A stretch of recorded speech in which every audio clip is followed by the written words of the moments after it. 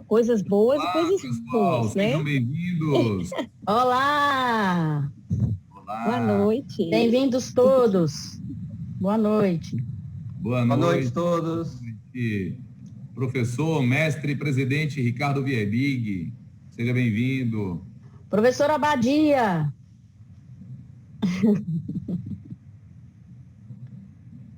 Muito massa.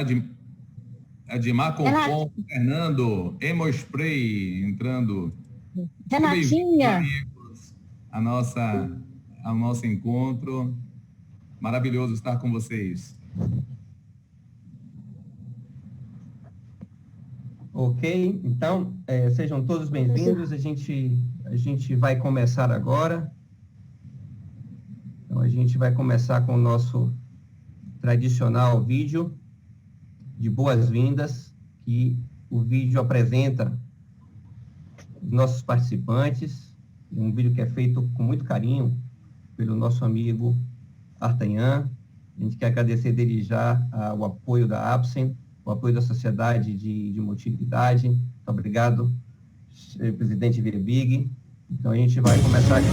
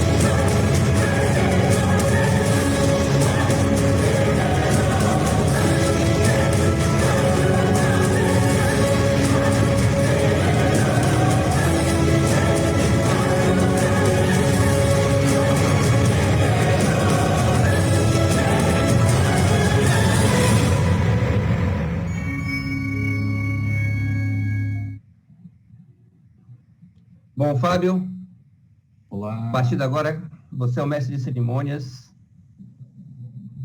Olá, pessoal. Boa noite a todos. Sejam bem-vindos à família NAFAD, nessa nova versão NAFAD Web.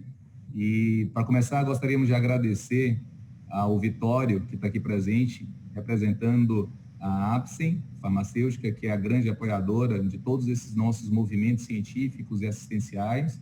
Gostaríamos de agradecer a LACER, essa grande propulsora tecnológica do Brasil, e falar para vocês que é muito bom viver essa nova fase. Hoje a NAFAD está se transformando como todos nós. E nesse momento a gente pode se conectar, mesmo de longe, falando da grande fase que nós estamos com a motilidade brasileira.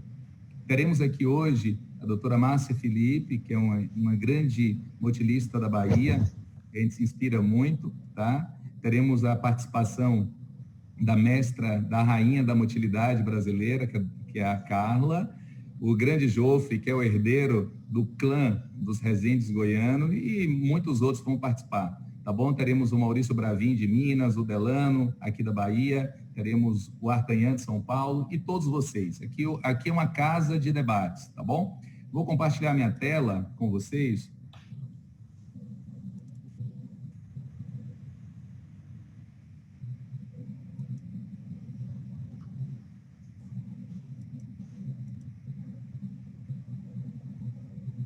Hoje vamos abordar um pouquinho do que nós precisamos saber para aplicar a manometria de alta resolução na doença do refluxo. Há muito tempo atrás, quando eu comecei a aprender com o Galvão a manometria, começavam a falar para mim que manometria é só para localizar esfíncter. E aí, a gente hoje tem toda essa vastidão de diagnósticos e possibilidades de acompanhamento com manometria de alta resolução. Esses são meus conflitos de interesse, para todos julgarem que a gente vai estar falando aqui. E falando um pouco do modelo atual do diagnóstico, nós visamos inicialmente identificar as lesões da mucosa, claro, verificar a exposição ácida excessiva, observar o defeito anatômico funcional da jegue e suas alterações na motilidade, na peristalse esofágica. Depois disso, vamos identificar se os sintomas são realmente causados pela doença do refluxo. Múltiplos fatores são realmente determinantes para isso. O número de episódios de refluxo, a consistência e acidez do refluxato, a extensão proximal, a hipersensibilidade visceral nesse mundo agora de pandemia. Estamos todos hipervigilantes, estamos todos naquela fase de hiperconectividade cognitiva. E se a gente vai pensar nisso, os testes terapêuticos, os testes diagnósticos, aliás, estão abordados quando? Quando nós temos uma resposta desfavorável à terapia do IBP, quando a gente tem uma incerteza diagnóstica, quando o tratamento e a prevenção da complicação passa a ser um marco na nossa vida. Pensando nisso, a gente vai abordar um pouco sobre o que o Conceito de Leon trouxe para a gente, que agora a manometria de alta resolução entra como uma evidência adicional, quando a gente encontra uma hipomotilidade, quando a gente encontra uma hernia de hiato, quando a gente encontra uma hipotonia da junção esôfago-gástrica. E quando a gente passa a ter um organograma e tendo a suspeita da doença do refluxo, se a gente tiver uma falha terapêutica, a gente parte para uma endoscopia digestiva alta. Se tivermos uma evidência conclusiva, hoje pelo Lyon, com a esofagite erosiva grau C, com uma estenose, com Barrett acima de 2 centímetros, temos um diagnóstico comprovado da doença do refluxo. Mas quando for inconclusiva, passamos para a monitorização do refluxo. Quando for inconclusiva, precisamos de estudos adjuntos, estudos adicionais para isso. E a manometria pode dizer para a gente se nós estamos com diagnóstico provável ou menos provável. Quando a gente junta todo esse emaranhado, toda essa quebra-cabeça, a gente forma o nosso diagnóstico da doença do refluxo, tá? E na fisiopatologia, onde a manometria de alta resolução pode nos ajudar? Na avaliação do clareamento esofágico e na avaliação da disfunção da junção esôfago-gástrica. Sabemos que o relaxamento transitório do esfíncter é o maior causador, o maior fator que a gente pode ter a correlação para a doença do refluxo. Mas se a gente puder estudar essa anatomia com a manometria de alta resolução, hoje a gente pode classificar em tipo 1, tipo 2, tipo 3, nós vamos ter uma avaliação morfofuncional dessa junção. A tipo 1 é quando o esfíncter está rente ao pilar diafragmático.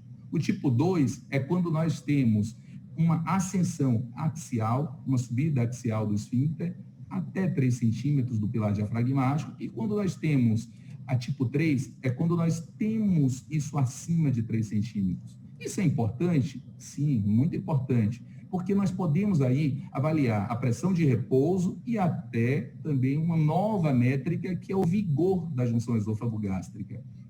Essa métrica é realizada quando a gente passa o DCI, passa aquela métrica de avaliação de vigor em cima de mais ou menos 10 a 12 segundos, mas são 3 incursões respiratórias. A gente pega tanto a crura diafragmática quanto o esfíncter esofágico inferior e a gente divide pela duração. Tendo como referência a pressão intragástrica, nós temos 2 variantes tiradas dessa junção, que é o tempo e justamente a pressão intragástrica. A gente vai saber realmente o elemento de barreira. Esse estudo de 2020 trouxe para nós um dado muito importante, que quanto menor for a expressão dessa métrica, maior a chance de exposição ácida dentro do esôfago.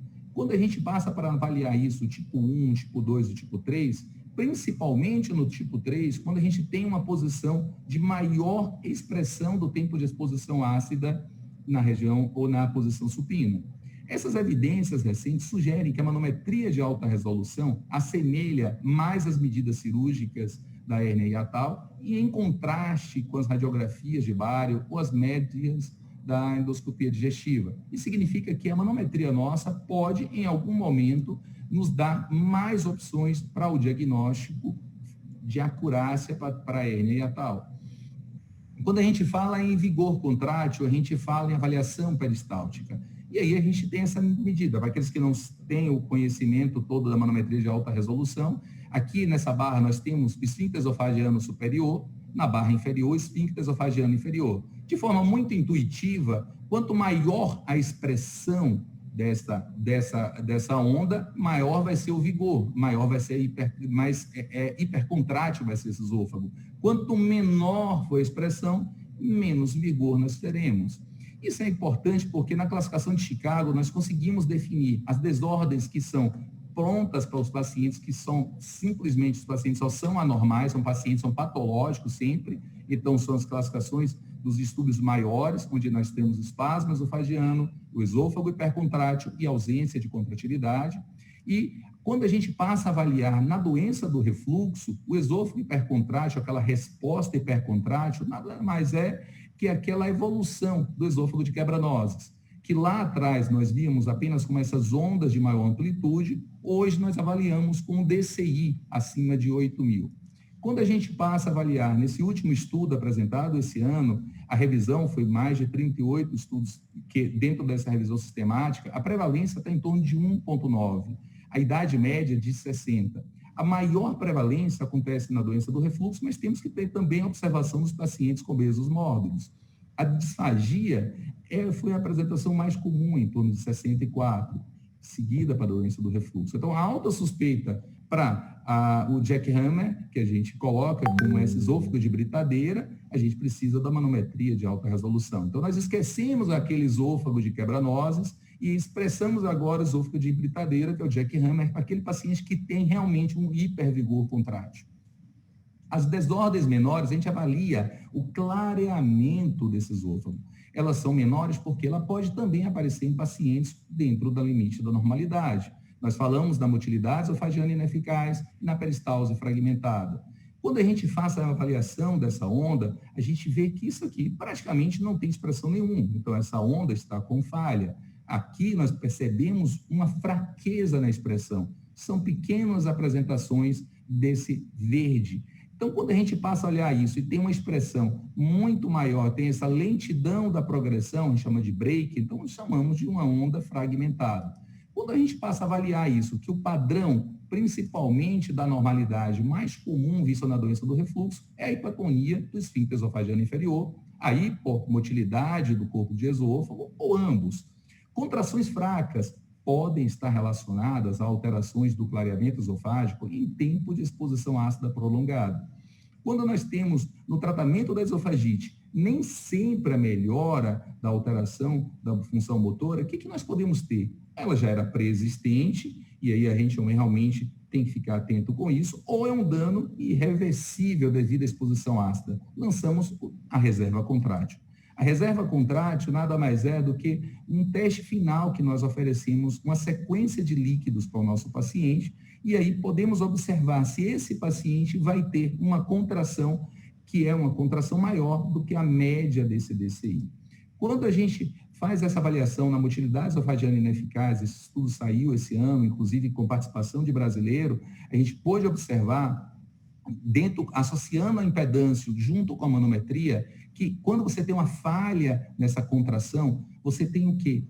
Uma retenção do conteúdo ao longo de todo o esôfago, diferente dessa onda, quando você tem um clareamento completo e faz a limpeza desse esôfago. Isso daí é importante porque a depuração em bolos é uma avaliação objetiva para a motilidade esofágica. Usando a manometria e a impedância, a gente pôde realmente constatar que fica entre 50% e 100% da normalidade aqueles que têm a onda. Então, quando a gente faz uma manometria e que mais de 50% dos pacientes têm alterações ou inefetivas, que sejam fracas ou fracassadas, a gente tem uma alteração motora. Nos pacientes acima de 30% com contrações em falha e naqueles que têm 70% com contrações ineficazes, tem menor ou melhor sensibilidade e especificidade para prever a depuração alterada desse bolo. Então, quando a gente passa a ter essa associação, a gente tem algo muito importante, que é uma classificação de Goiânia. Estávamos nós lá em Goiânia, quando a família Endorfin nos trouxe essa possibilidade, que o meizão, o que é? É quando você tem acima de 70% das ondas ineficazes, fracas e ou falhas. MEI é quando realmente a classificação de Chicago nos traz 50% ou mais das ondas são ineficazes. E a meizona, o que é? Quando você tem mais que 30% das ondas ineficazes, quando elas estão realmente fracas e que você não consegue ter uma avaliação completa desse esôfago. Isso é importante, sim, Porque quando a gente passa a avaliar sensibilidade, a classificação de Chicago nos dá 92,3% dessa sensibilidade aumentada. Realmente, a gente consegue buscar mais paciente. Mas quando a gente passa a ver especificidade, utilizando essas duas métricas, a gente consegue ter muito maior sensibilidade, muito maior captação de paciente. Essa aqui foi quem fez essa classificação, agradecendo aqui ao mestre Jove, que é esse nosso anfitrião de Goiânia. E quando a gente fala de ausência de contratividade, a gente tem uma expressão negativa. Então, nós não temos expressão dentro do esôfago. Dentro da classificação de Chicago, é quando você tem 100% das ondas abaixo do DCI de 100. O que significa isso daqui? É que você pode ter, em 81%, doenças que são reumatológicas, autoimunes, mas 8,6% dos pacientes têm a doença do refluxo. Então, quando a gente passa a ter essa observação, atualmente, no resgate desses pacientes para uma intervenção cirúrgica, surgiu o Ícaros. E ele coloca que a manometria esofágica é mandatória. Por que mandatória? Porque a gente consegue excluir doenças que sejam proibitivas de a gente poder fazer, ou a gente tem que realmente avaliar se o paciente vai ter um benefício em se fazer uma intervenção cirúrgica, tá? Ela foi aprovada com 94% de expressão, mas quando a gente passa a avaliar os outros componentes, que os pacientes que têm diagnóstico de esôfago hipersensível, eles não conseguem validar que esse paciente realmente vai ser um bom candidato. Quando a gente passa a avaliar com o esôfago hipocontrátil ou com a falha peristáltica, nem mesmo para aquela tentativa que a gente fez de adaptação da válvula, eles não conseguem recomendar. Tem trabalhos diversos mostrando as duas possibilidades. Mas, para a gente abrir esse debate, eu gostaria de deixar essas considerações com vocês, que a melhor compreensão da fisiologia esofágica e da junção esôfago-gástrica a gente adquiriu com manometria de alta resolução. Quando a gente passa a avaliar maior sensibilidade, maior reprodutividade, nós conseguimos hoje, de forma muito mais rápida, muito mais prática, e isso, sem sombra de dúvida, nos últimos 2 anos, o Brasil hoje, na grande maioria dos centros, já tem a manometria de alta resolução. A gente tem muito que agradecer à nossa indústria nacional por isso, que hoje nós temos comparado, e a gente vai ver esses dados, a todo esse universo que existe aí fora. Fizemos um estudo que a Carla vai apresentar, coordenada pelo professor Gerson, que está aqui com a gente, que foi um estudo que mostrou que o Brasil já tem o seu valor da normalidade. Então, ela pode oferecer dados adicionais para o diagnóstico da doença do refluxo e seu acompanhamento. Então, aquele paciente que precisa ser avaliado de por que não está respondendo, como nós vamos conduzir, o paciente pode se beneficiar com a manometria de alta resolução. É imperativa a sua realização, principalmente se você for optar por intervenção ou cirúrgica ou endoscópica. E ela é um caminho para novas possibilidades terapêuticas. Gostaria de agradecer essa primeira etapa. Essa aqui não é a nossa proposta, não é que tenha sido a aula. Então, assim, na verdade, nós vamos abrir um debate logo depois, onde todos nós vamos participar.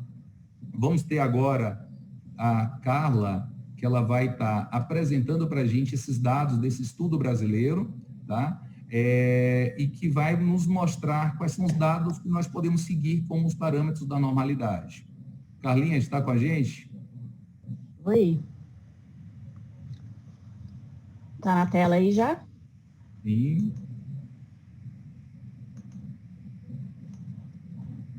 Ok, Carla. Tá aí. Olá, boa noite a todos. É um prazer enorme ter vocês aqui com a gente, uma grande responsabilidade. Nos próximos minutos, nós vamos apresentar para vocês os dados de validação dos padrões de normalidade realizado através de um estudo multicêntrico com um equipamento que é produzido aqui no nosso país. Esse estudo foi um estudo prospectivo realizado com a coleta de dados de janeiro de 2018 a junho de 2019, e ele é um estudo que foi respaldado pela Sociedade Brasileira de Motilidade Digestiva e Neurogastroenterologia, foi escrito e revisado pelo professor Gerson Domingues, pelo Dr. Nelson Chelson, pelo professor Ricardo Viebig, e foram 8 centros especializados em motilidade digestiva que coletaram os dados, dos quais nós tivemos a honra de fazer parte e colaborar com alguns pacientes, na verdade, com alguns indivíduos normais, né? Esse é um estudo que eu chamo a atenção de vocês, porque ele tem um N bem alto, um N de 92 pacientes, é o maior N, na verdade, publicado com valores de normalidade, uma idade média dos pacientes em torno de 40 anos, entre 18 e 75 anos. Nós vamos agora mostrar para vocês alguns detalhes desse estudo. Por que fazer um estudo de validação de normalidade? Porque todos os trabalhos, eles demonstram e eles repetem que é importante que nós tenhamos valores de normalidade voltados para a nossa realidade populacional e também para o equipamento, para os diferentes equipamentos que nós utilizamos. Esse é o equipamento que a maioria dos centros de motilidade digestiva do Brasil tem, que é um equipamento de alta resolução com um catéter de perfusão de 24 canais da Láser Biomédica.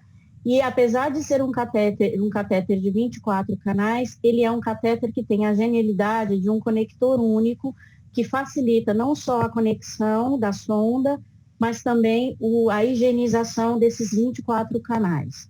A diferença que existe para o catéter de perfusão, para o catéter de estado sólido, que é a publicação da classificação de Chicago, tida como padrão ouro ou como padrão de referência para a classificação de Chicago, é que quando nós temos, para quem não tem esse conhecimento, quando nós temos uma sonda de estado sólido, os sensores posicionados na sonda, eles são sensores que estão direto em contato com o paciente e transmitem essas informações para os gráficos na tela do computador.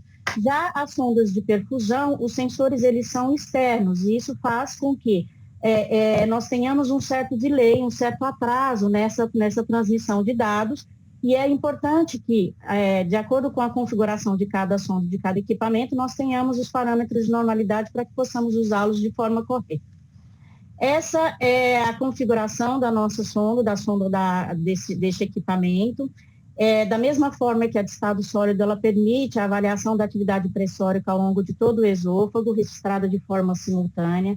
Ela tem uma disposição de sensores em que, ao nível da junção esôfago-gástrica, nós temos sensores posicionados de forma elíptica, distando 0,7 centímetros, e isso faz com que nessa região nós tenhamos uma maior sensibilidade para detectar as alterações da junção esôfago-gástrica, diferente do que da configuração das outras sondas de perfusão, de 36 canais, e isso é outra genialidade dessa sonda.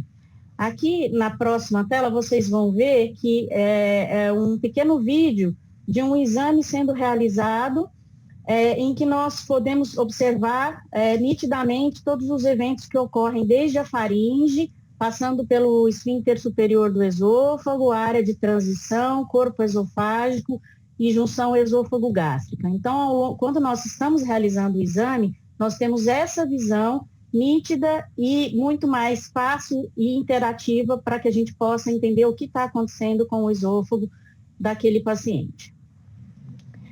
Com relação à pressão basal de repouso da junção esôfago-gástrica e, na verdade, os valores da junção esôfago-gástrica, a referência utilizada no estudo multicêntrico foi a referência da pressão intragástrica, e o valor de normalidade atualmente utilizado por nós é o da pressão respiratória média de PRN de 13 a 43. No entanto, esse software, também de uma forma inovadora, é o único software que permite que a gente já de forma automática calcule a chamada vigor da junção esôfago-gástrica. Nada mais é do que esta pressão de repouso aplicada à extensão do esfíncter. Essa métrica bidimensional permite, na maioria dos estudos, que a gente tenha uma avaliação mais fidedigna da junção esôfago-gástrica em relação à sua função de barreira anti-refluxo. Então, o valor de normalidade, o ponto de corte é menor, o valor de pressão de repouso normal teria que ser maior do que 22, pela EGJ-CI. Abaixo disso, nós temos, então, a chamada hipotonia da junção esôfago-gástrica. A outra métrica fundamental é a avaliação do relaxamento.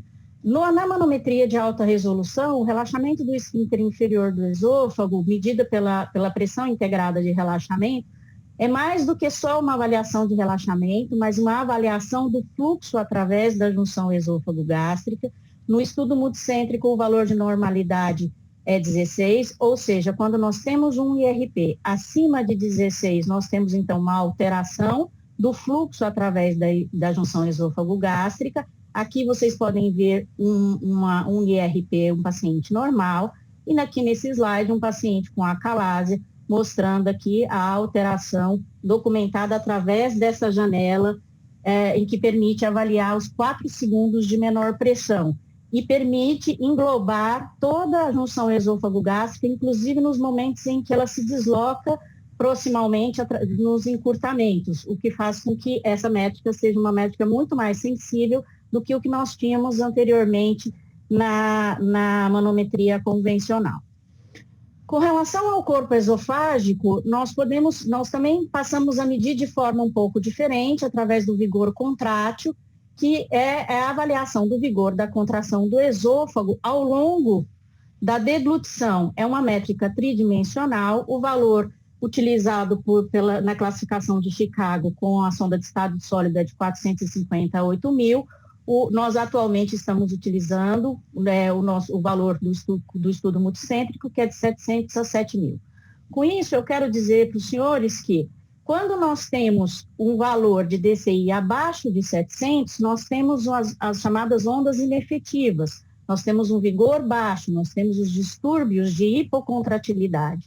Quando isso é abaixo de 100, nós temos as chamadas ondas falhas, e quando nós temos entre 100 e 700, nós temos as chamadas ondas fracas. Essas são as ondas que caracterizam os distúrbios de hipocontratilidade, a depender da porcentagem observada ao longo do exame para cada paciente. Quando isso é acima de 7.000, nós temos então a alteração do vigor para mais. Nós temos os distúrbios de hipercontratilidade, o Jack Hammer, já relatado pelo Fábio, e aí aqui no estudo multicêntrico nós vamos passar a considerar acima de 7.000. Com relação, além da avaliação do vigor, nós também avaliamos o tempo de condução da onda, né, ao longo da deglutição. Esse tempo de condução, da condução da onda é chamado de tempo de latência, ou latência distal, e o valor normal do estudo multicêntrico tem que ser maior do que 6 segundos de duração. Aqui os senhores observam uma latência normal, e aqui já uma onda com uma morfologia mais retificada, com um tempo de condução dessa onda menor do que de 6 segundos, mostrando aqui o que a gente caracteriza como sendo uma onda prematura e que caracteriza os chamados espasmos esofagianos na manometria de alta resolução. E, por fim, nós temos a avaliação da área de transição da peristalse entre o esôfago proximal e o esôfago médio distal, ou seja, esôfago proximal, predominância de musculatura estriada, e o esôfago médio distal com a predominância da musculatura lisa. Nós temos aqui essa imagem, que é como uma quebra na peristalse, né? E essa quebra ela é avaliada com relação à distância, e o ponto de corte, ela deve ser, para ser considerada normal, menor do que 4 centímetros. Aqui os senhores veem, então, uma onda normal, e aqui uma onda em que essa janela, em que essa quebra ela é maior do que 4 centímetros, nós temos, então, a caracterização de uma onda fragmentada. Então, esses são os valores de normalidade que nós atualmente estamos utilizando com o equipamento brasileiro e que foi validado por esse estudo multicêntrico. Era isso que eu tinha para falar com os senhores e vamos discutir esses achados aí. Obrigada. Obrigado, Carla. Maravilhoso. Obrigado, Carla. O Bravinho conseguiu entrar, tá? É só vocês chamarem ele. Bravinho, está por aí? Oi, boa noite. Estão me escutando noite. aí? Tudo em paz? Não, estamos sim. Ô, Tá, Carla, muito bom. Vou partilhar. você pode compartilhar para mim, Carla? Ok. Sim? Por favor, Carla. A Carla está com meus slides aí. Seja bem-vindo, Mineiro. Boa noite. Eu gostaria de apresentar para vocês uma parte do nosso trabalho que foi publicado aí recentemente, há um mês e pouco. E Existem algumas considerações que foram levantadas nesse trabalho, como a importância de um padrão de normalidade que contemplasse um país continental como o nosso, que utiliza basicamente um mesmo equipamento. Tá? Próximo, por favor. Muda para mim, Carla, por favor. Tá. Então, em relação à manometria esofágica e os distúrbios motores do esôfago, a gente tem essas críticas na literatura que ela é quase uma constante. A descrição inicial, e até hoje, muitas vezes dependendo do distúrbio motor, é baseada em relatos de casos. A definição foi pautada em cálculos estatísticos. Há uma inconsistente relação com os sintomas, e então se questiona a relevância clínica desses achados. Então, esses achados têm que ser sempre avaliados de uma forma personalizada, né? E o desconhecimento de uma real fisiopatologia, exceto na acalásia, que é o único distúrbio motor globalmente aceito.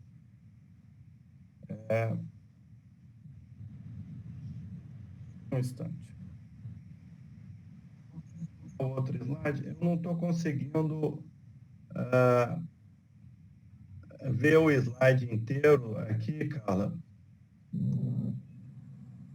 Então, vamos lá.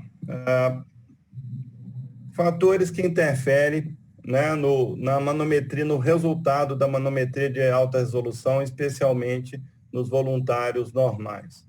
É o tipo de equipamento, fatores demográficos, né? A gente sabe que é muito mais comum esses achados na população mais idosa, alterações fora do que a gente considera normal, né? Características da sonda, a posição do corpo, que é muito importante, a gente vai ver o que nos diferencia nesse trabalho, né? A consistência do bolos e o comprimento do esôfago, que também é um fator que modifica esse padrão. Tá? Próximo, por favor. Então, é isso aqui. Gente, eu sinceramente, eu não estou conseguindo ler o final do slide aqui, eu não sei por que motivo. Tá? É que está em full screen. Sai do full screen. Sai do full screen. Vou sair, mas na mesma, né? Você não lembra desse seu slide, Mas não? nós estamos vendo. Ok. Tá então, perfeito aqui. Eu só não consigo ler. Então, assim, dentro desse artigo, né, falando um pouco aí de alguns outros que utilizaram equipamentos, pelo menos de perfusão, me chamou a atenção esse da Itália, que conceitualmente, a gente leva em consideração que o equipamento de perfusão, a tolerância é menor do que o equipamento de solid state. Entretanto, esse trabalho, no estudo randomizado, demonstrou, inclusive, que essa tolerância é equivalente nos dois sistemas. Tá? A perfusão, obviamente, tem a desvantagem da perfusão e, por outro lado, o solid state é uma sonda mais grossa. Então, uma coisa, um fator negativo de um é contemplado com um fator negativo do outro. Próximo, por favor.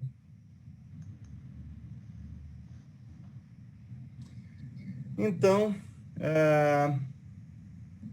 em relação ao que a gente utilizava até pouco tempo dentro do software da Lacer, e a gente tinha grandes críticas em relação a isso, é que ele utiliza os parâmetros de Chicago, que foram todos trabalhados em solid state.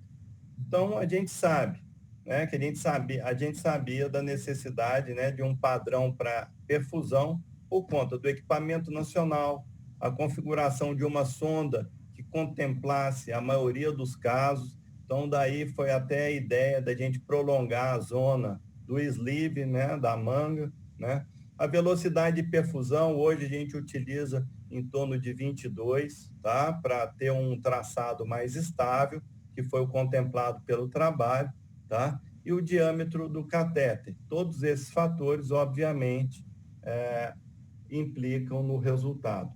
Gente, eu não estou conseguindo ler aqui embaixo, desculpe. Passa o próximo, por favor. Em relação a esse trabalho, a outra coisa, outro ponto positivo é que é considerado o maior segmento que a gente tem publicado de voluntários saudáveis, 92 pacientes, tá? Que foram todos tratados de uma forma estándar, definido pelo principal grupo, que é o Gerson, o Viebig e o Dr. Michelson, lá de São Paulo. Próximo, por favor. E isso aqui é o outro trabalho que a gente tem, é o anterior, por favor. O outro trabalho que a gente tem, que é do professor Herbela, lá da Escola Paulista, né, que teve algumas peculiaridades. Ele utilizou uma sonda com um sleeve menor, tá, de 5 centímetros, e também ele faz as manometrias em decúbito lateral esquerdo, por influência do grupo que ele trabalha lá nos Estados Unidos, né? E vendo isso aí, nós corremos atrás do nosso padrão de normalidade. Próximo, por favor. E o que a gente vê que teve um grande disparate nesse trabalho nosso é a grande variabilidade, especialmente do esfíncter superior do esôfago, né? A gente sabe da limitação da perfusão nesse sentido, né, que é uma resposta lenta do transdutor, que obviamente está fora do paciente, né? E a outra coisa que a literatura demonstra que com a perfusão contínua na orofaringe e no esfíncter, tende a ter uma pressão, a ter um padrão de normalidade com uma pressão superior ao estado sólido. Tá? Próximo, por favor. E o que a gente vê é isso, né? A gente teve uma diferença significativa, especialmente nesses 2 pontos, né? No IRP e na latência distal. Essas 2 situações realmente ela é explicada pela resposta mais lenta do transdutor que fica fora do paciente, né? E que realmente diferencia e que muda a nossa forma de enxergar a perfusão em relação ao estado sólido, né, que tem uma resposta mais rápida. Entretanto, pessoalmente, eu tenho uma crítica, tá? Eu tenho uma crítica em relação a utilizar essa latência distal de 6, abaixo de 6, como uma peristalse prematura, e muito menos como espasmo. A gente vê no nosso dia a dia, paciente com latência distal em torno de 5,5, 6, completamente assintomático, nada que poderíamos pensar em alguma coisa que lembrasse um espasmo esofagiano. Eu não sei como é que a gente vai lidar com isso, mas eu acredito que é uma latência distal muito alargada para a gente determinar isso como uma alteração que possa desencadear sintomas, né? Eu não sei, eu acho que a gente tem que conversar sobre isso. Próximo, por favor. E um diferencial desse estudo, que foi o primeiro estudo prospectivo que definiu o vigor da junção esôfago-gástrica, enquanto todos os outros trabalhos eram retrospectivos. Tá? Então, isso aí foi uma proposta do trabalho. Então, a gente sabe, quando a gente tem uma junção abaixo de 22, a chance desse paciente ter uma disfunção do esfíncter e doença do refluxo gastroesofágico possivelmente é acima de 50%, né, em situações desse tipo, né? Próximo. Então, o que a gente pode concluir, né, é que o estudo confirma a necessidade de se usar parâmetros adequados para se utilizar o equipamento da Laser com sleeve de 7 centímetros. E é o que eu acho que a gente tem que fazer.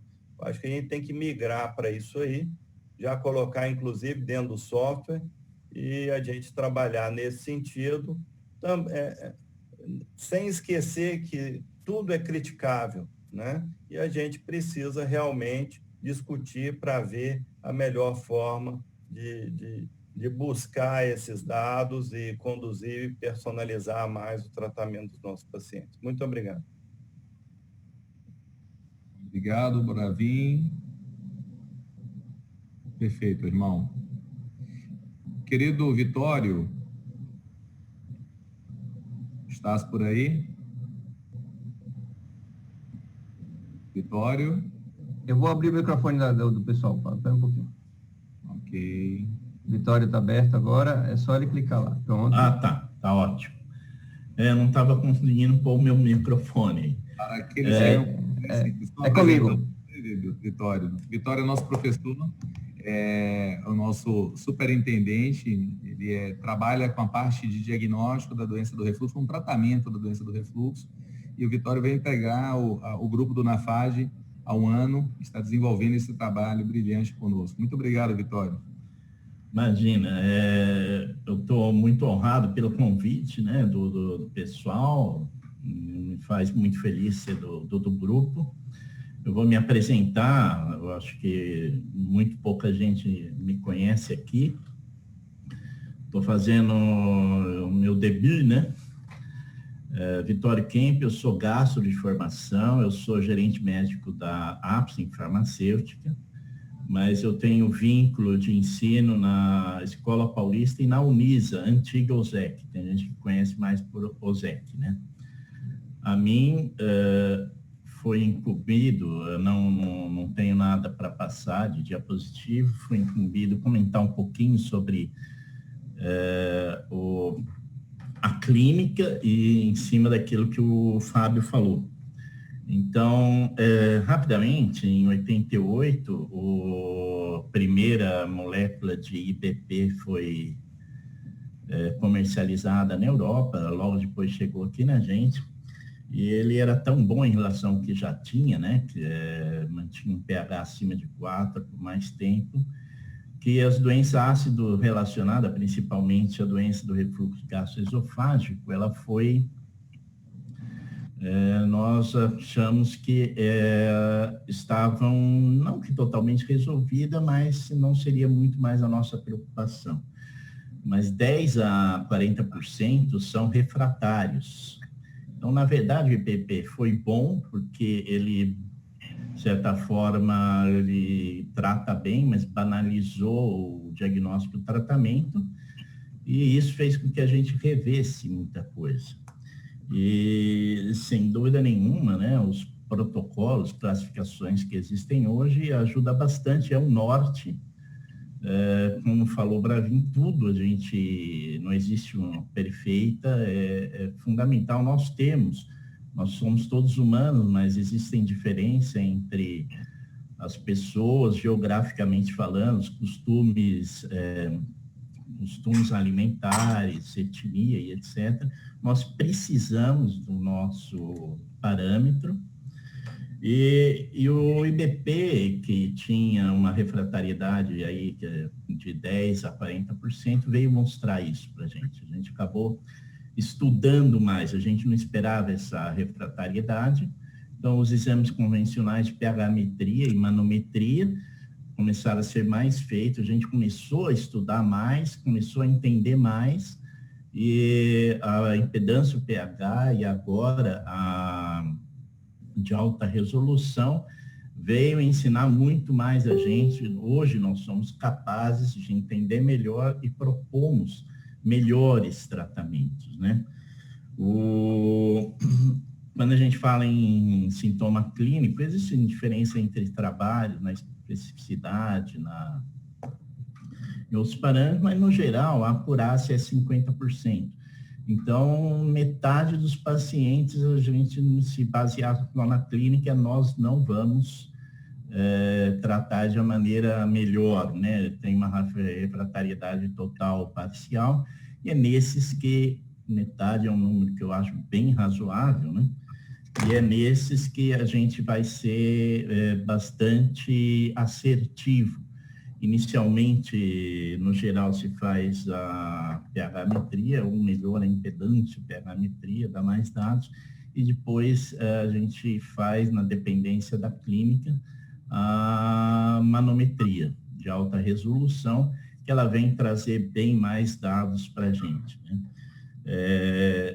Ele falou do modelo atual de você encarar, principalmente a doença do refluxo gastroesofágico, uma visão mais ampla. Hoje, esses exames, eles deram uma visão, realmente a gente tem que ter uma visão sobranceira sobre a doença.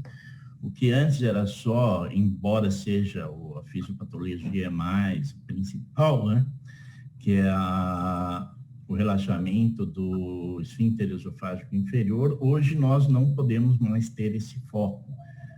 Nós acabamos aprendendo que diafragma também tem a sua importância, que o que acontece infra-esfíncter ou supra-esfíncter não é incomum associar uma doença esofágica da motilidade na exposição crônica da acidez. Então, assim, a gente tem não só focar, né, o esfíncter. Pegando o nome de um filme, que eu acho que a maioria aí não conhece, que é Muito Além do Jardim, que é um filme antigo. Eu inicio as aulas com falar o nome Muito Além do Esfíncter Inferior do Esôfago. Nós temos que pensar no entorno também. E isso começou a explicar essa refratariedade ao IBP. Embora possa ser dobrado a dose do IBP, você ganha 16 a 10% de melhora. Pode não ser uma vantagem muito boa, mas um ou outro paciente acaba respondendo quando você dobra a dose ou muda o IBP. Algo bastante interessante que foi comentado também é assim, a abordagem, a gente melhora o nosso diagnóstico, melhora a terapêutica. Mas, infelizmente, tem paciente que vai ter que ir para a cirurgia, seja convencional, seja algum procedimento endoscópico, e é importantíssimo a gente saber como que é a motilidade do órgão, principalmente a reserva contrátil, para a gente não submeter alguém num procedimento e depois a gente tem aí um problema na resolução. E a própria cirurgia, dependendo da cirurgia, sleeve, você modifica a entrada do esôfago no estômago, que é importante, anatomicamente ela entra meio lateral, meio enviesado, a gente tira isso, a gente modifica um pouco. Então, esses pacientes acabam necessitando de IBP. O IBP, ele é a arma principal no tratamento, assim como a endoscopia é o carro-chefe, mas esses outros procedimentos mais modernos fizeram com que a gente entendesse melhor e a gente tem uma melhor capacidade de propor tratamentos mais resolutivos. E não é só o IBP, a gente tem outras medicações que a gente pode usar. O alginato é muito bom, ele tem a sua validade, supralfato um pouco menos, o baclofeno e outras medicações ainda. Muito obrigado, eu passo a palavra. Ok, muito obrigado, Vitório. O Jofre está aí com a gente?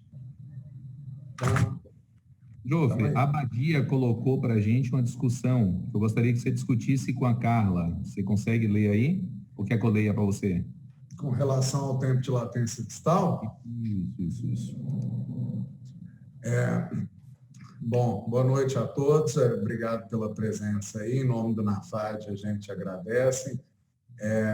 Carla, a Badia colocou algo que nós já vínhamos discutindo, que são os achados que a classificação de Chicago 3.0 não contempla e que quanto mais comum fica o uso da manometria de alta resolução, mais nós vemos esses achados, às vezes com alterações morfológicas, mas que se nós utilizarmos as métricas de Chicago, elas entrariam numa classificação normal, mas a gente vê alteração morfológica na onda, a gente vê que aquela onda não é peristáltica, enfim.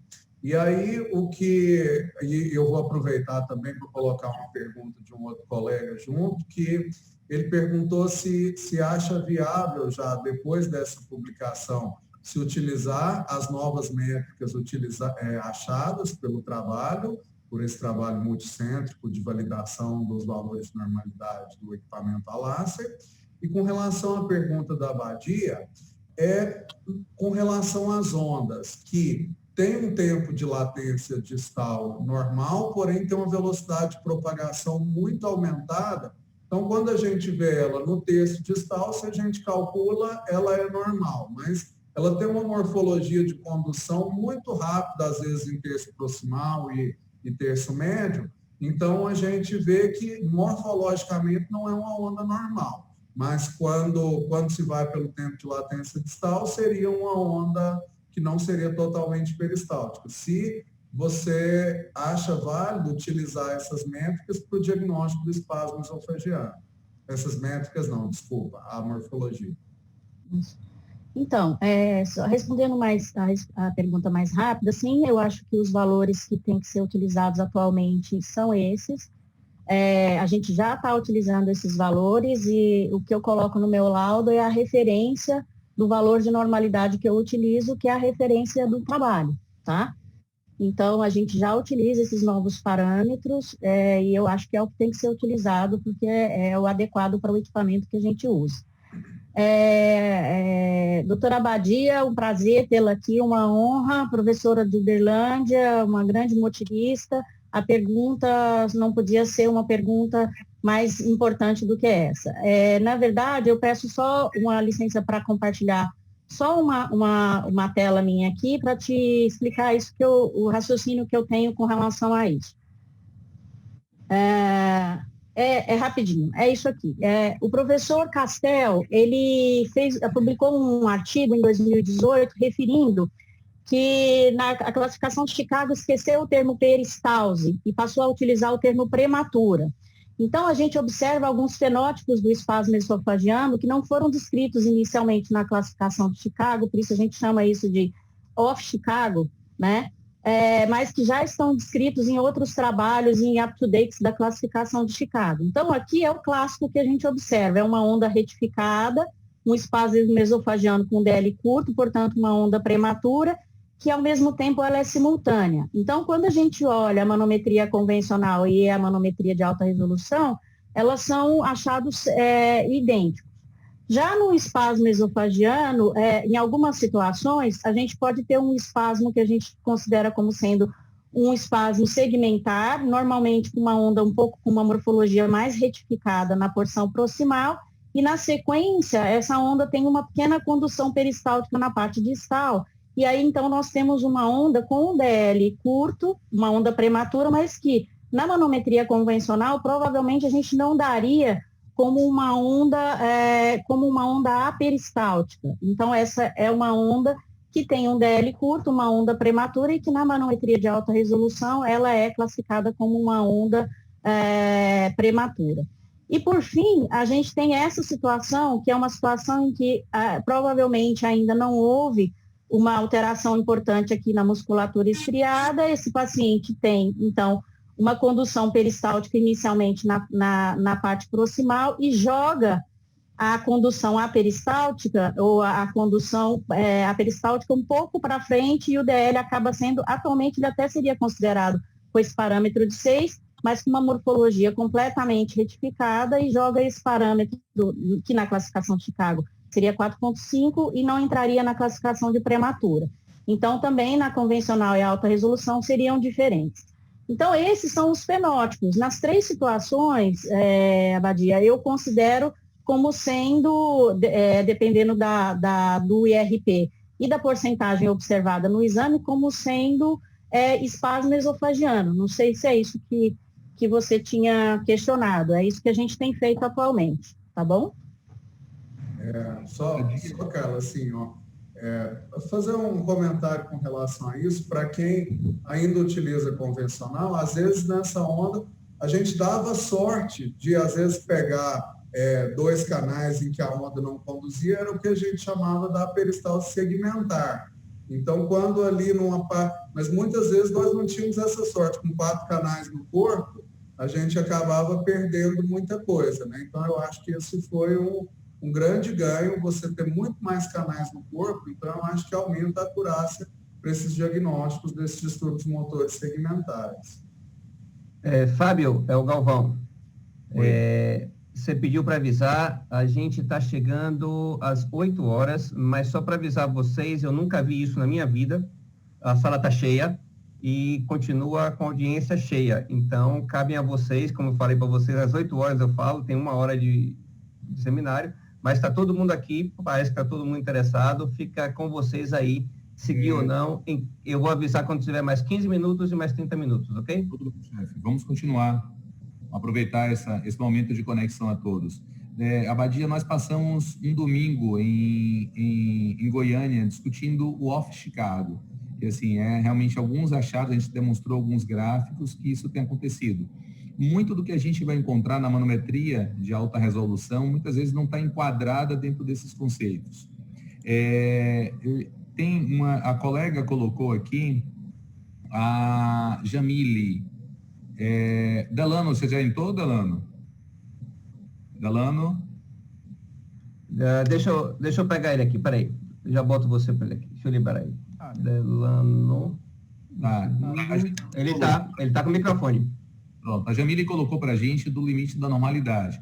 Passando para todos, o que o Chicago hoje coloca, o limite de normalidade vai entre 450 de DCI até 8.000, tá? Essa variação que o trabalho novo trouxe, eu gostaria de chamar Delano para discutir com o Bravin. Delano, está por aí? Estamos aqui. Então, boa noite a todos. Desculpa, tive um problema para entrar mais cedo, mas assisti tudo pelo Facebook e no finalzinho consegui entrar. Essa pergunta é muito interessante da Jamile, porque nos trabalhos que a gente viu, realmente fala de um DCI um pouco mais baixo, né? Mas aí, o Bravin, o que você acha? Isso tem a ver com a posição, tem a ver com zero no estômago? Por que no trabalho o DCI, o percentil menor foi 5%, foi 700, né? Ou seja, o valor normal é 700 a 7.000, e é maior do que o de Chicago e maior do que os outros trabalhos que foram já realizados. Aí, qual que é a sua opinião? O que a gente sabe, na verdade, é que quando você faz a calibração intragástrica, você tem um incremento aí em torno de 5 milímetros. Eu acho que é pouco provável que isso altere. O que a gente sabe é que são 2 equipamentos completamente diferentes, né? A gente não pode pegar solid state e colocar na nossa prática com perfusão. Então, por mais que tenhamos críticas aos achados que a gente tem hoje em mãos, não existe nada melhor. Eu acredito que a gente tenha que utilizar esses parâmetros. Agora, aprendi uma coisa com o Dr. Joffre Filho. O corpo humano, a fisiologia não tem escada. Então, tudo tem uma zona cinzenta. Entretanto, a gente utiliza parâmetros.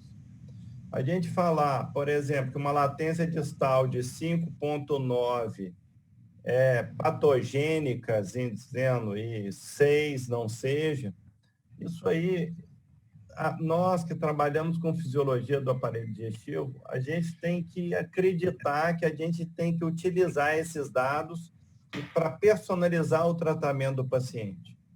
Lógico que a gente tem que ter parâmetros, mas igual o Lyon, por exemplo, a gente tem uma zona cinzenta que é a grande maioria dos pacientes que tem refluxo antes chamado patológico, né? Então, assim, a gente tem que olhar sempre no contexto geral do paciente, sabe? Agora, eu explico todas as alterações por equipamento diferente. Delano, eu posso fazer uma observação? Claro, assim, claro. Com relação a isso? Então, assim, o que acontece é assim, todos os trabalhos de valores de normalidade, eles se preocuparam muito com a análise do IRP, porque era a métrica, na verdade, que era a métrica inicial e que diferenciava e que tinha uma maior sensibilidade. Então, vocês vão ver que nos trabalhos as publicações têm variabilidade com relação ao IRP, e a grande maioria mantém 450 a 8.000, que é a classificação de Chicago. O que acontece? Chicago utilizou 450 por se tratar de uma correspondência, quando você calcula o DCI, que é uma métrica tridimensional, para a pressão de 30 milímetros de mercúrio, que é o que a gente utilizava na convencional como sendo uma peristalse ineficaz, tá?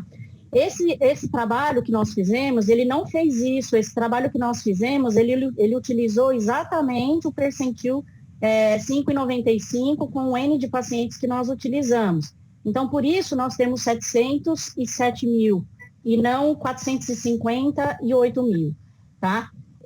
Então, a estatística foi aplicada e é por isso que é diferente. E mais, assim, nós temos um trabalho importante publicado inicialmente na SEIDES, acho que, se não me engano, foi em 2018, e um trabalho que fala exatamente dos pacientes que têm um DCI abaixo de 1.000, mesmo que esse DCI ele está acima de 450, com um risco aumentado de disfagia no pós-operatório da doença do refluxo. Então, assim, eu acho esses 700 bem real. Essa aqui é a verdade. E eu acho que esses pacientes, eles têm que ser sempre avaliados através de teste provocativo para reserva contrátil.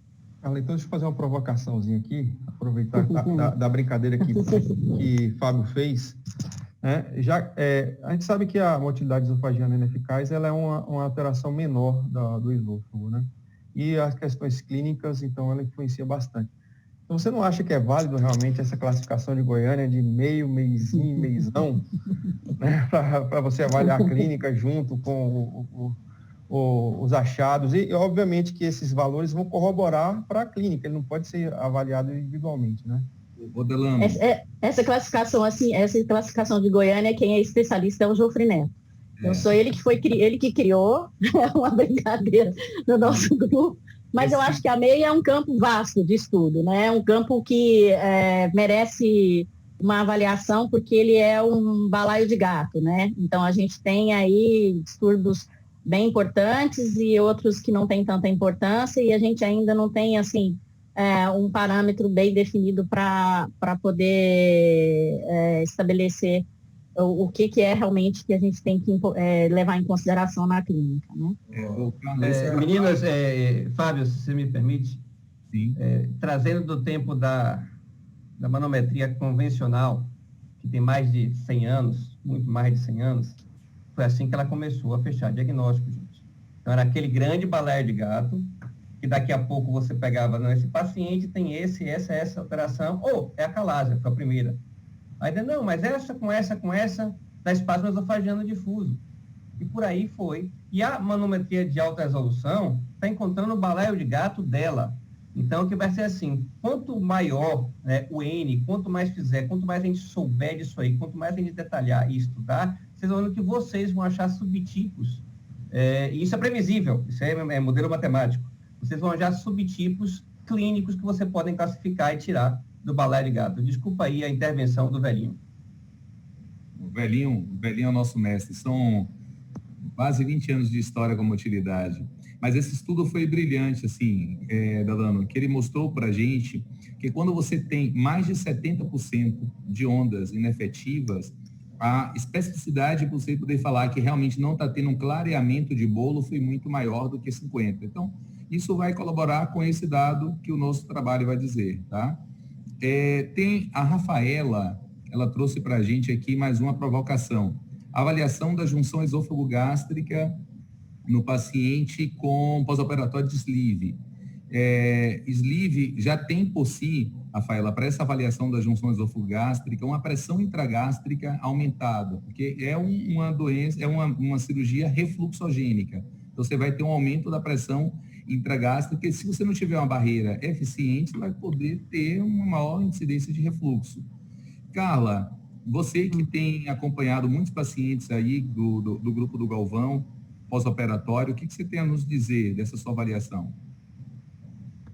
Então, na verdade, o que a gente tem observado é que em alguns pacientes nós não temos nenhuma alteração da pressão intragástrica e temos alteração da pH-metria, né, como mostrando um refluxo patológico, mas naqueles pacientes em que a gente tem uma alteração muito importante, tanto da pH-metria quanto da impedância pH-metria, com tempo de exposição ácida bastante aumentado, que a gente, na verdade, nunca tinha visto, né, pacientes assim, a gente tem observado um aumento da pressão intragástrica, ou seja, um aumento da pressão na manga gástrica do sleeve. Essa imagem, ela não é possível de ser vista, ou pelo menos ela é muito mais difícil de ser vista numa manometria convencional, porque você não tem os sensores posicionados na região intragástrica. Na manometria de alta resolução, a gente consegue ver isso melhor,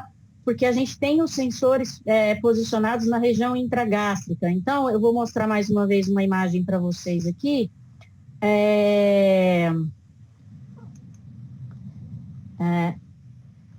Deixa eu só mostrar. É só essa imagem, que é como nós vemos. É essa imagem, né?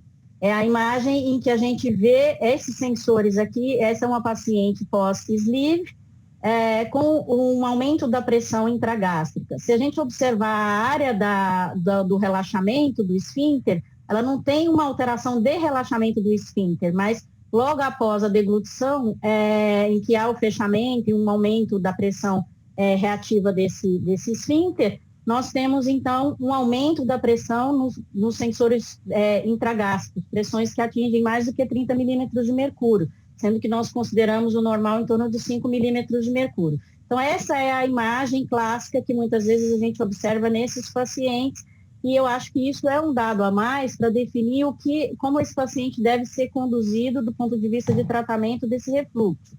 Porque, pessoalmente, na minha opinião, esse paciente não só tem o refluxo, mas ele também tem um componente de estase. Maravilha. É importante a gente poder entender que não é simplesmente uma pressurização esofágica, de compartimentalizado, é uma pressurização intragástrica e pressurização da junção esôfago-gástrica. Exatamente. O Fernando, outro grande goiano, nos propôs estudar, fazer um estudo entre o DCI de 450 centímetros. Fernando, com essa nova métrica que a gente vai estar utilizando, os serviços interligados, e aí a gente está tentando fazer cada vez mais isso, que a padronização do serviço vai fazer com que nós tenhamos o mesmo exame realizado ao longo de todo o Brasil. Sempre foi o sonho do NAFAD, da gente poder realmente sistematizar os serviços como um todo, tá? Já que você está falando de padronização, aqui tem uma pergunta mencionando quem tem a sonda dos 5 centímetros, o que a sonda o que faz? Usa as mesmas métricas ou não? Compra outra. Um conselho assim, a partir de agora só adquira a sonda de 7 centímetros, tá? Eu acho que é o ideal nisso aí. Jofre, você tem alguma consideração sobre eu queria falar até como que surgiu essa brincadeira aí do meizão, do MEI e do meizinho. Bom, a gente estava vendo um caso ali que o paciente, durante 10 deglutições úmidas, ele teve falência peristáltica em 90% delas, sem nenhum esboço de DCI. E na última deglutição, ele teve uma onda fraca. E aí, esse paciente, ele deixou de entrar num distúrbio maior da peristalse, que seria uma ausência de contratilidade, e ele caiu e ele teve uma onda. Ele caía no mesmo critério de quem teve 5 ondas que seriam fracas. Então, a gente via que na clínica, isso não batia assim. Então, é aí que começou esse negócio. Então, agora, esses outros trabalhos que estão vindo depois de Chicago, eles estão diferenciando realmente, porque a clínica é completamente diferente de quem praticamente não tem onda, tem falência peristáltica e faz um esboço de onda, uma onda fraca. Ou quem tem 5 ondas normais e 5 ondas fracas. Então, na classificação de Chicago, isso entra no mesmo grupo, mas foi aí que surgiu essa brincadeira aí, que eu acho que tem uma conotação clínica completamente diferente. Maravilha. Essa é a proposta do NAFAD, assim, Fernando. A gente, com essa nova métrica, a gente vai conseguir interligar. Já existe uma ferramenta no software da LACER que a gente vai fazer todos os exames sistematizados, a nossa proposta dessas reuniões quinzenais, que a gente faça isso, estabeleça e normatize todo o serviço para que a gente tenha um único banco de dados nacionais. Talvez esse seja o maior trabalho que já tenha feito na manometria. Tá? Temos a presença do mestre Viebig, nosso presidente, que vai continuar como presidente, é nossa grande batalha. Professor, está por aí? Microfone estou abrindo agora. Abriu, né? Boa noite. Ô, professor, coisa bonita tá aí atrás. Seja bem-vindo.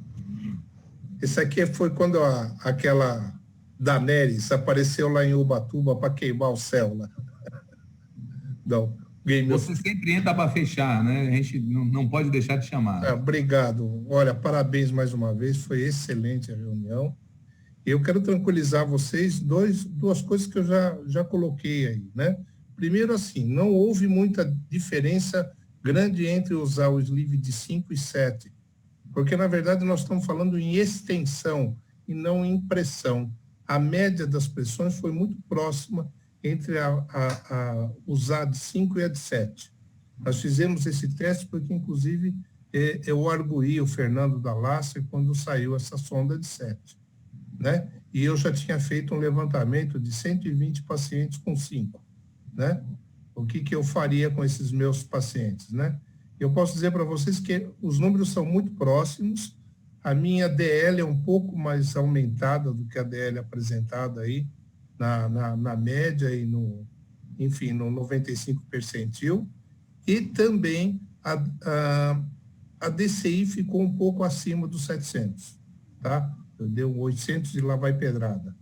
De qualquer forma, o que eu lembro que é o grande ganho que nós tivemos, em primeiro lugar, na alta resolução, foi a morfologia.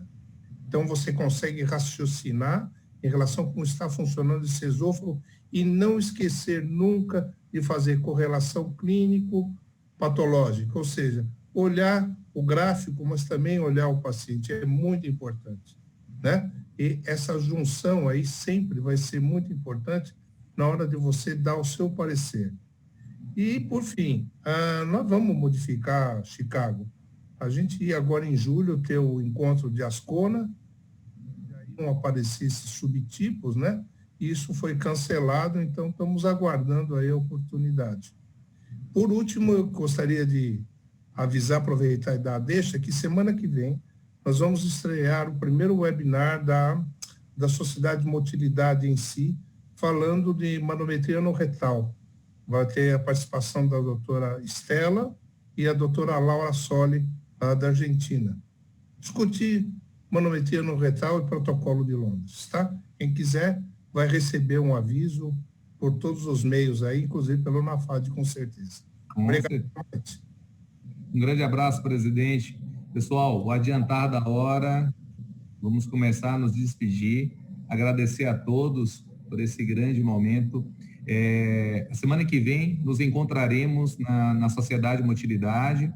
Na próxima quinzena vamos ter de novo outro encontro do NAFAD. Guardem a quinta-feira, às 19h, estaremos todos juntos. Gostaria de agradecer imensamente a todos vocês do Brasil que estão juntos até esse momento conosco, tá? Ao Vitório, representando a APSEM, nossa grande apoiadora nos eventos. Esse ano nós não vamos fazer mais outro mutirão, por enquanto, a menos que tudo melhore, mas em breve vamos fazer mais outros. Para quem não sabe, o Vitório, com o NAFAD, a APSEM com a NAFAD, faz mutirões de exames gratuitos pelo Brasil. Isso aí é a nossa marca, se chama Por um Bem Maior. Professor Galvão, gostaria de chamar para poder encerrar, o senhor que é o nosso grande mestre. Bom, a gente chegou ao fim. Eu queria agradecer a todos a presença aqui e, mais que tudo, mostrar o que é a força, né, de nos juntarmos com a ideia comum. Aparentemente, esse é um assunto muito restrito da manometria de alta resolução, não é isso? Pois bem, foi dos webinars que eu tenho participado que mais teve gente olhando, sempre renovando em torno da casa dos 100 até uns 5, 10 minutos atrás, e é isso que a gente quer, trazer o assunto, divulgar. A gente espera vocês no dia 25 de junho, A gente tem essa limitação de 100 pessoas, a gente está trabalhando para aumentar. Enquanto isso, toda vez que a sala lotar, vai estar sendo também, como foi transmitido hoje pela primeira vez para o Facebook. Então, a gente espera vocês aí no dia 25 e até mais. E a tradicional, vamos posar para a foto agora aqui. Isso. Muito obrigado a todos, que vocês tenham uma noite adorável. Fiquem com Deus. Tchau, tchau.